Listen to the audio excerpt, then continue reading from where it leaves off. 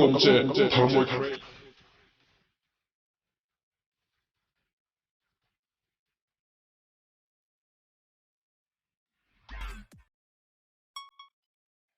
ole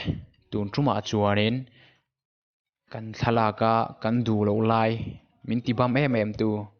an nuai bo dan an nuai re dan kan lo en ho don ani Ole a app sai lutanga a app sani a ole da hian lutang a ming chu remove unwanted content tin ya ti chuanin ole hang hoin object remove oma constant oma tutorials oma quick remove file ni lutang quick remove file lutanga ti chuanin ti khan in gallery mi ka lo long tanga chuan hi kan lo ti don chin ani ole mi pale mi chen dinga kan muang khuanin mi pa khu kan thai bo don ni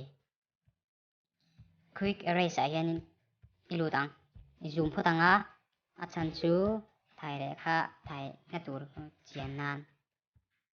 ti chuanin ole thai to mai don ni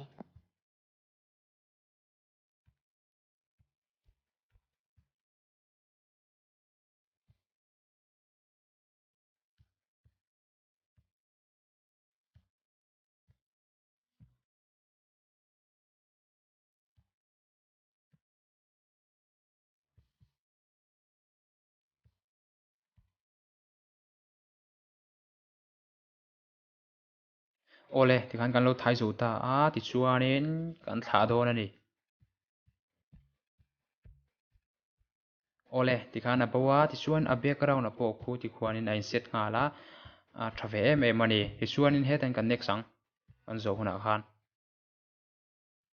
ti chuanin color po hi du du kha a thlak theia man thei boka ana lom em ole hi lo mang don tai la ti chuan headline kan lu tang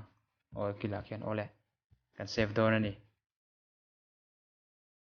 ole ti khan kan save ta gallery a khan lom to don ole ka video te min thlir sak thina wangin ka lo me